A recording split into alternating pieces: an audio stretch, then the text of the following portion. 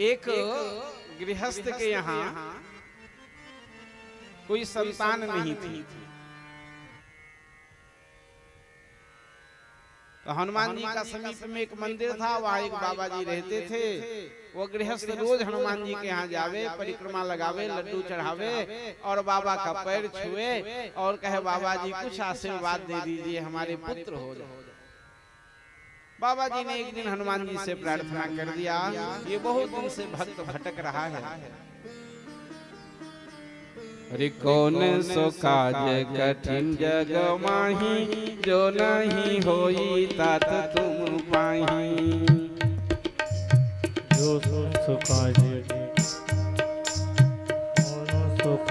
कठिन जग माही, जो नहीं होते तुम सो। ऐसा कौन सा कार्य है जो आपसे नहीं हो सकता? हनुमान जी महाराज प्रार्थना सुन लिए और उसके यहाँ एक पुत्र हो गया। उसने पुत्र का उत्सव मनाया। बाबा जी को भी निमंत्रण दिया, बाबा जी आज मेरे बेटे का उत्सव है, आपको जरूर आना। बाबा जी ने कहा भैया ये घर गृहस्थियों का उत्सव, इसमें हमको मत बुलाओ। बोले ना, आपकी तो कृपा से बेटा हुआ है, आपको तो आना ही पड़ेगा। बड़ा आग्रह किया बाबा जी बेचारे। रात में कार्यक्रम था, चले गए। खूब बढ़िया भव्य मंच बना हुआ था, उसमें एक तखत रखा हुआ था। बाबा जी जाके बैठ गए, सोचे भाई प्रवचन वगैरह कुछ होगा, बुलाया है हमको भगत। और प्रवचन तो था नहीं, वहां नाच का कार्यक्रम था और नाचने वाली बाहर से बुलाई गई थी, उसका नाम था रंजनिया। अब बाबा जी बैठे रात भर नाच देख, अब क्या करें, जा भी नहीं सकते। वो जो रंजनिया थी वो 300 रुपए में तय होके आई थी। सुबह में उसने 300 रुपया लिया और वहां से अपना निकल गए। बाबा जी उस गृहस्थ से कहे भैया अब सवेरा हो गया, मंदिर में पूजा पाठ का समय है, अब हम भी जाएंगे। बाबा जी का नाम था रामदास। तो उस भक्त ने बाबा जी को 30 रुपया भेंट किया और कहा बाबा जी कुछ उपदेश दे के जाओ। बाबा जी ने कहा उपदेश देने का तो समय है नहीं, पर तुम बहुत आग्रह कर रहे हो, इसलिए एक दोहा सुना दे। और बाबा जी ने सुनाया,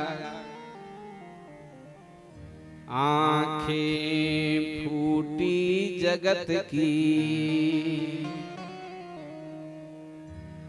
आंखें फूटी जगत की, काह करें जगदीश। रमजनिया को 300 और रामदास को 3। जो केवल नाची गाई वो 300 पाई और जिसके आशीर्वाद से बेटा हुआ वो 30 रुपया पाया। तो जब आंख ही फूट गई तो क्या उपदेश देना है, अब हम जा रहे हैं बच्चा। आश्चर्य यह है कहां देना चाहिए और कहां नहीं देना चाहिए, इसका विवेक ही नष्ट होता चला जा रहा है।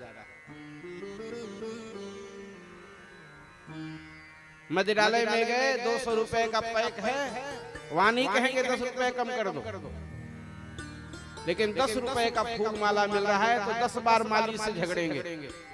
अरे यार तुम बहुत माला महंगा दे दिए, 8 रुपए ले लो।